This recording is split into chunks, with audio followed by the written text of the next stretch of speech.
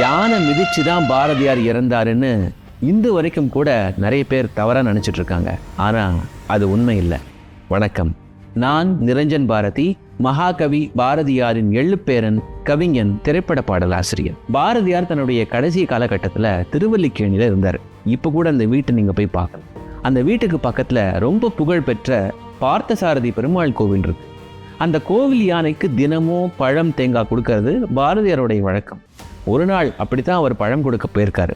ஆனா யானை கோபத்துல அவரை தள்ளி விட்டுடுச்சு. முண்டாசு மேல யானையோடைய தும்பிக்கை பட்டு பாரதியார் மயங்கி கீழே விழுந்துட்டார். அவருடைய உதட்டில் கூட நல்ல காயம்.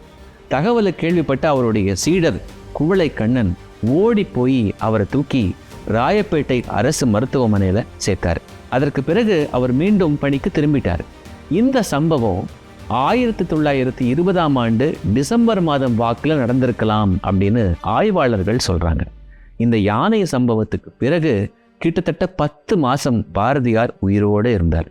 1921ஆம் ஆண்டுல செப்டம்பர் 11 நள்ளிரவு 1 மணிக்கு மேல அவருடைய உயிர் பிரிஞ்சது. அதற்கு காரணம் கடுமையான வயிற்றுப்போக்கு, அதாவது டிசென்ட்ரி.